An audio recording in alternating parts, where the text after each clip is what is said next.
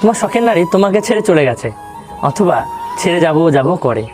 কি বলো তো, যে যাওয়ার সে যাবেই, আর যে থাকার সে থাকবেই। যে যাওয়ার সে শুধু একটা সঠিক অভিযোগের আর সঠিক সময়ের অপেক্ষায় থাকে। সেই সঠিক সময়টা যখনই আসবে সে চলে যাবে। সে কথায় কথায় ঝগড়া বাঁধাবে, সে কথায় কথায় রেগে যাবে। আসলে কি বলো তো, দোষটা আমাদেরই। আমরা তাদেরকে সঠিকভাবে বোঝাতে পারি না, সঠিকভাবে মানাতে পারি না, এই জন্যই তারা ছেড়ে চলে যায়। আমরা কি বোঝাই যে তুমি যদি চলে যাও আমি কি করে থাকবো, আমি তোমাকে ছাড়া বাঁচতে পারবো না। তুমি যদি আমাকে ছেড়ে যাও তোমার কি কি প্রবলেম হতে পারে, তুমি কি কি প্রবলেম ফেস করতে পারো, এইগুলো বোঝাতে হবে। নাকি আমাদের কি কি প্রবলেম হবে।